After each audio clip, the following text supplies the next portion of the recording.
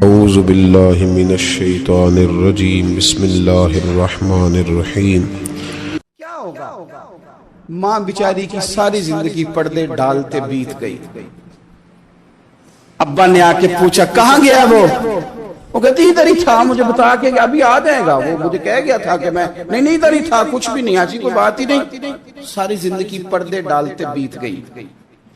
ابا کئی دفعہ گھر میں لڑائی کی، بیٹے کو مارا، اماں نے آگے بڑھ کے پتر کے حصے کی مار بھی کھائی، لیکن اسی بیٹے کی شادی کر دی تو اماں کو پتا چلا کہ اوہو میں تو سمجھدار ہی نہیں تھی، میرا تو پتر مجھے کہہ رہا ہے اماں تو بھی تو کبھی سیانی ہو جایا کر، اگر وہ بولتی ہے تو تو ہی چپ کر جا، تو پھر اسے احساس ہوتا ہے کہ اوہو میں تو ساری زندگی بیوقوف رہی، میں تیرا دفاع کرتی رہی، تیرے حصے کے تھپڑ کھاتی رہی، اور مجھے آج تو نے بتایا کہ تو سیانی نہیں تھی، آج تو نے بتایا کہ تو عقل مندی نہیں تھی، اماں تجھے کیا پتا، میری بیوی کے سامنے تو ہی سیانی ہو جا۔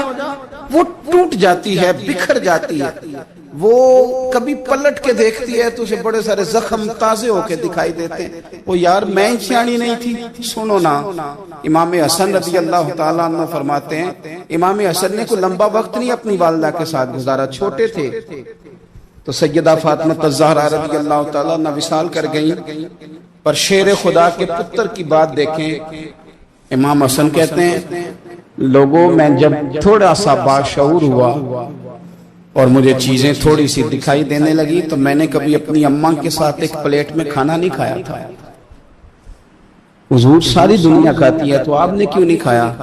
تو فرماتے ڈر لگتا تھا کہ کہیں ایسا نہ ہو کہ جس لقمے کی طرف میری ماں اپنا ہاتھ بڑھائے کہیں میں نہ اٹھا لوں، بے ادبی نہ ہو جائے، ڈر لگتا تھا۔ میں نے یہاں تک بھی نا، کیونکہ ماں تو ماں ہوتی ہے، میں نے یہاں تک بھی ماں کا احترام کیا، روٹی کھانے میں بھی تقدیر نہیں کی۔ یہاں ماں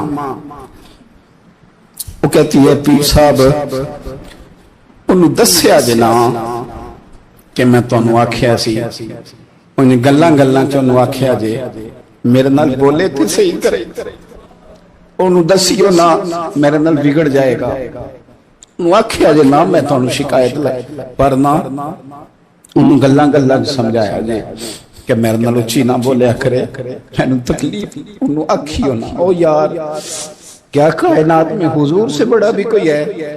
لیکن حضرت حلیمہ سعدی آئی ہیں تو کیا میرے نبی اٹھ کے کھڑے نہیں ہو گئے؟ حضور نے اکرام دیا تو اکرام دینے سے قد بڑا ہوتا ہے، چھوٹا تو نہیں ہوتا۔ خدا را اپنے بڑوں کا اکرام کرنا سیکھیں۔ انہوں نے کسی نے آپ کو جگہ دی ہوگی، کسی نے آپ کو نوکری دی ہوگی، لیکن ماں باپ نے تو زندگی دے دی، اولاد جوانیاں دے دی، سارا کچھ دے دیا، اور بچے ہیں کہ سمجھتے ہیں احترام کے جذبے اپنی طبیعت میں لائیں، بے ادب نہ بنے، سوء ادب نہ کبھی کریں، آپ نہ کبھی کوئی ایسا کام نہ کریں جس سے نہ تکلیف بڑھے، جس سے آزمائش بڑھے۔ آپ احترام والے رہیں گے تو خود بھی سجے سنورے نکھرے رہے۔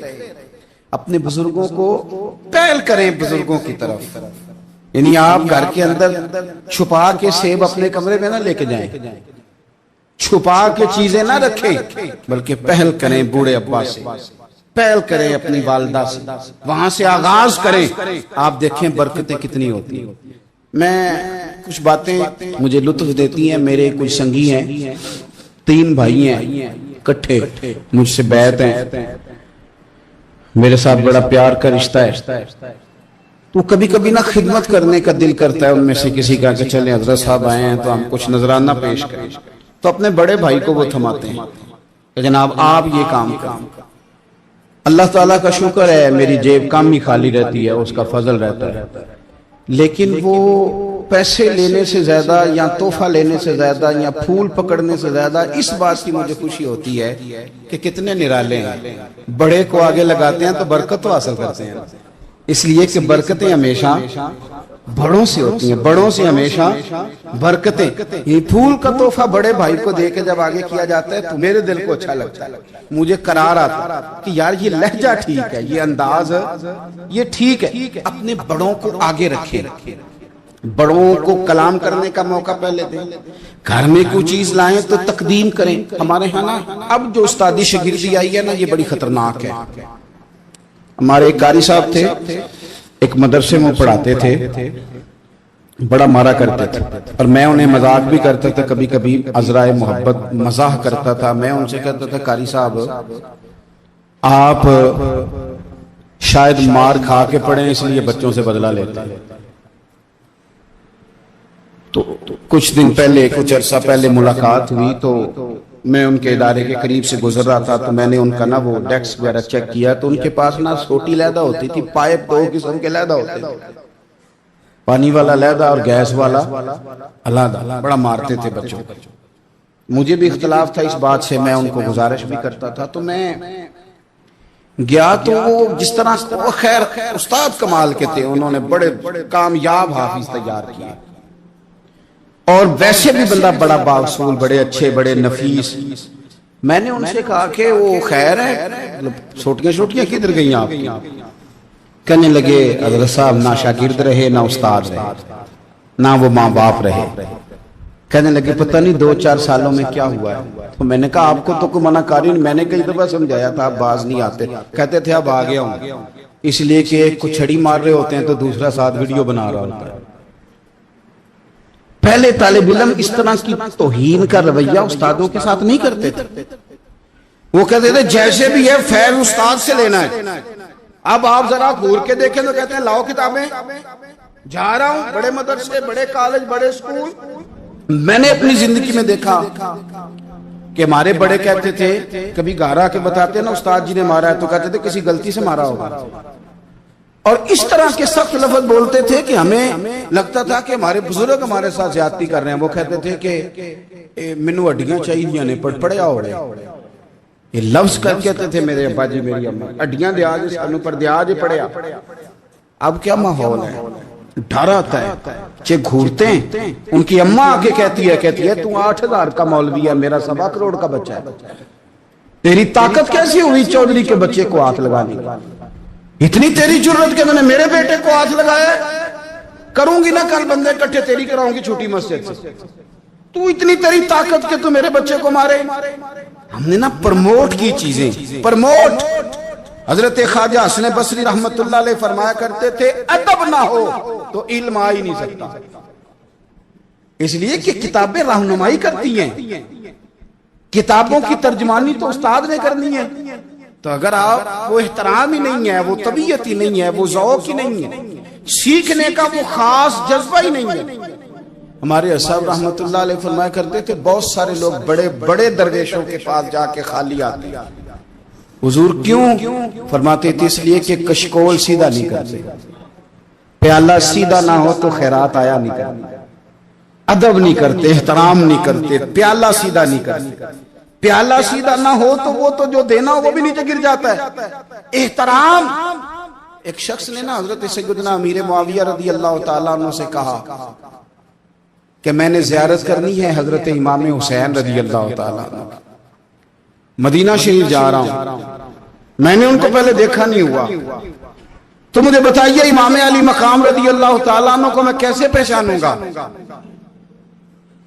تو ابن عساکر دیکھیے گا حضرت امیر معاویہ رضی اللہ تعالیٰ عنہ فرمانے لگے تو مدینہ شریف جانا، ایک شخص لوگوں کے حلقے میں بیٹھ کے لوگوں کو دین پڑھا رہا ہوگا، مسجد نبی میں وہ چمکتا ہوا چہرہ لوگوں کو قرآن و سنت کی تعلیمات سے روشناس کر رہا ہوگا، اور فرمایا اس کے ارد گرد لوگ اس ادب سے بیٹھے ہوں گے کہ جیسے ان کے سروں پر پرندے بیٹھے ہوئے ہیں، ذرا حرکت کی تو پرندے اڑ جائیں گے۔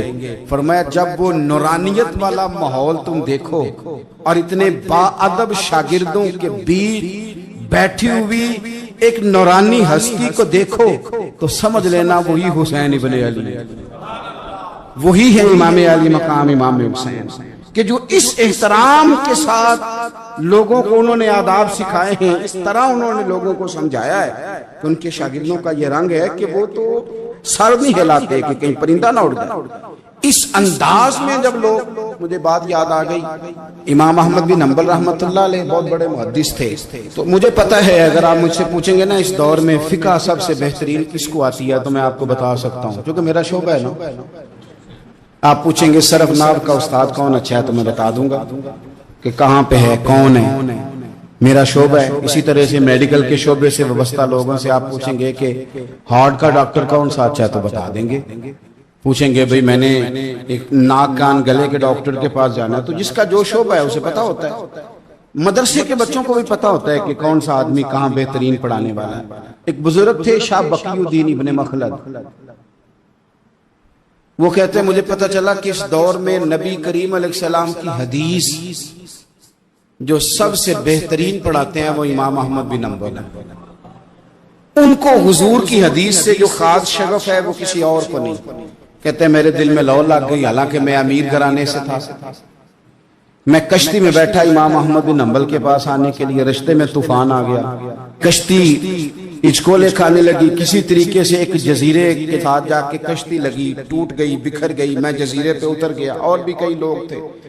1 مہینہ وہاں رہنا پڑا. بارشیں ختم ہوئی، موسم ٹھیک ہوا، ایک کشتی دکھائی دی آتی ہوئی.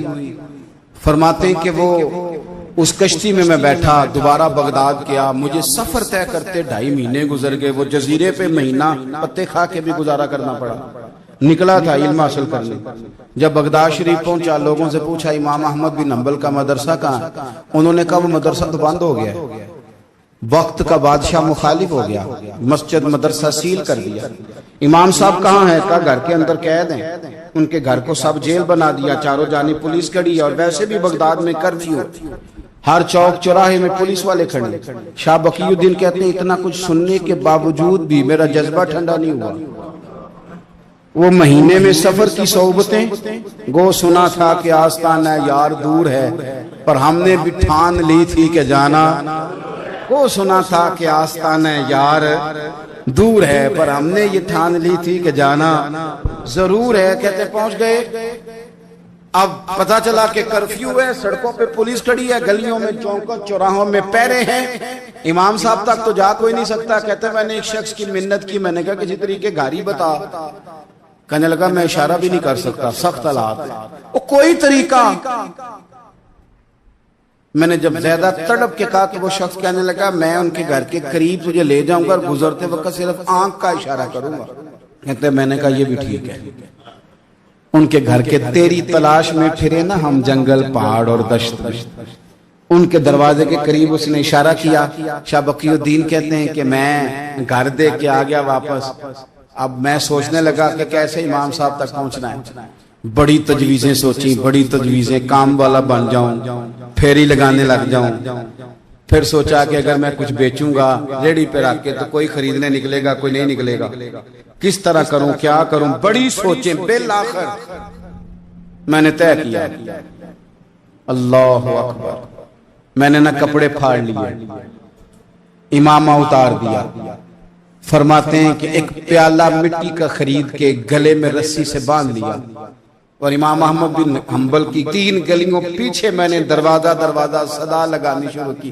فقیر ہوں، اللہ کے نام پہ لینے آیا ہوں. کہتے ہیں ایک ایک دینار مانگتے مانگتے مانگتے مانگتے آزم یار منون دی خاطر اساں کی پیش وٹائے.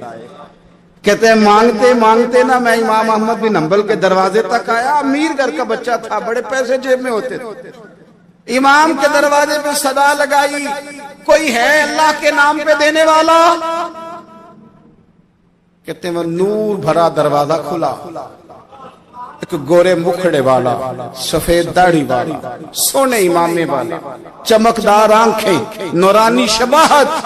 کہتے امام احمد بن حنبل باہر آئے اور جیسے ایک دینار میرے پیالے میں ڈالنے لگے تو میں نے ہاتھ چوم کے کہا سونیا تیرے قربان جاؤں، میں دینار لینے نہیں آیا، محمد عربی کی حدیثیں سننے آیا.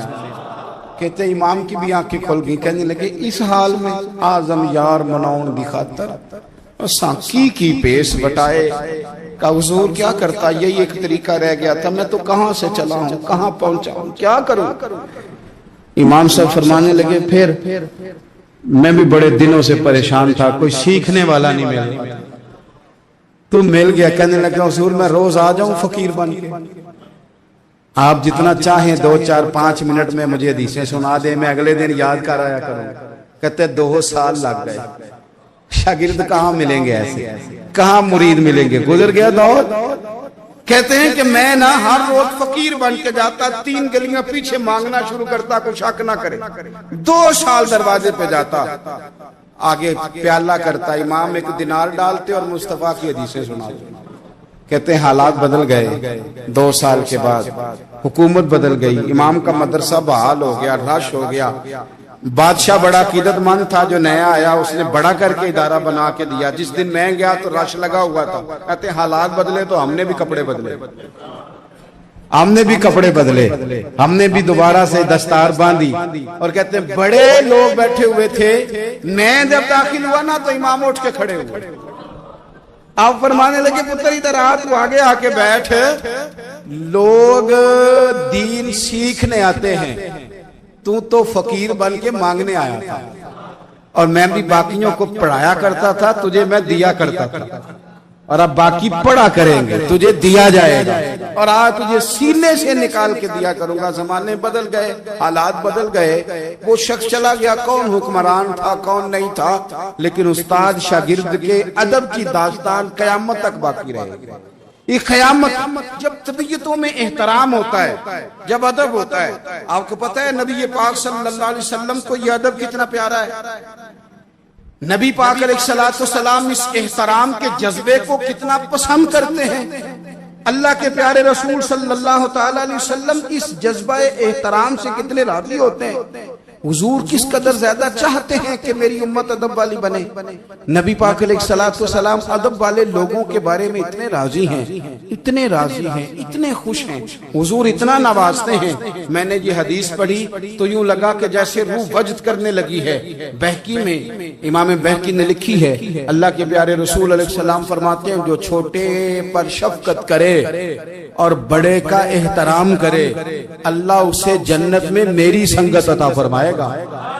یہ میرے قرب کا ذریعہ ہے، یہ چیز میرا قرب ملے گا۔ شرط یہ ہے کہ ادب والے بن کے، احترام والے بن کے، کبھی بھی سوء ادب نہ کریں، کبھی کسی مقام پر بے ادبی نہ کریں، آپ اپنا ذائقہ کبھی تبدیل نہ کریں۔ امام احمد بن حنبل لکھتے ہیں وضو کر رہے تھے، ایک شخص کہتا ہے میں نے ساری زندگی گناہوں میں گزار دی، تو امام صاحب نا وضو کر رہے تھے جھیل پر بیٹھ کے، تو جھیل اس طرح ہوتی ہے، پہاڑ ہیں، اوپر کو پانی نیچے آ رہا ہے، تو کہتے ہیں امام صاحب نیچے بیٹھ کے وضو کر رہے تھے، تو میں اوپر بیٹھ کے نا وضو کر رہا تھا یا پانی پی رہا تھا، تو میں نے دیکھا کہ اتنے بڑے امام نیچے۔ کہتے ہیں میں نا میرے دل میں خیال ہے یار میں ساری زندگی غلط کاموں میں گزاری ہے، پر جو بھی ہے یہ رسول اللہ کے دین کے عالی ہے۔ کہتے ہیں وہ حضور کے دین کی عزت کرنے کے لیے میں اوپر سے اٹھا، آ کے نا تو میں تھوڑا پیچھے جا کے نیچے بیٹھ گیا، جو میری حاجت تھی، پانی پینا تھا یا منہ دھونا تھا، میں وہ کرنے لگا۔ کہتے ہیں امام صاحب نے بھی یوں نظر میری طرف دیکھی، پتہ نہیں انہوں نے کیا دعا دی کہ رب نے مجھے توبہ کی توفیق عطا فرما۔ میں اللہ کے فضل سے اللہ نے میرا دل موڑ دیا، اور میں رب کریم کی بارگاہ کی جانب میری توجہ ہو گئی، خدا نے مجھے اس ادب کی برکت سے اپنی بارگاہ کی طرف اللہ تبارک و تعالی نے مجھے موڑ لیا۔ بے ادبی تو بندے کو کفر تک لے جاتی، بے ادبی تو کفر تک لے جاتی ہے۔ اگر بندہ بے ادب ہوتا ہوتا اللہ رسول کی بے ادبی تک پہنچ جائے تو دور نکل گیا، لیکن یہاں باقاعدہ بے ادبی کو پروموٹ کیا جا رہا ہے۔ کبھی بھی بے ادب نہ بنے، ادب والے رہیں، ادب والے بن کے جئیں، ادب والے بن کے دنیا سے جائیں۔ وہ درویش نے کہا تھا کہ بے ادباں مقصود نہ حاصل، نہ درگاہ ٹوئی، بانج ادب دے محمد بخشا، توڑ نہیں چڑھیا کوئی۔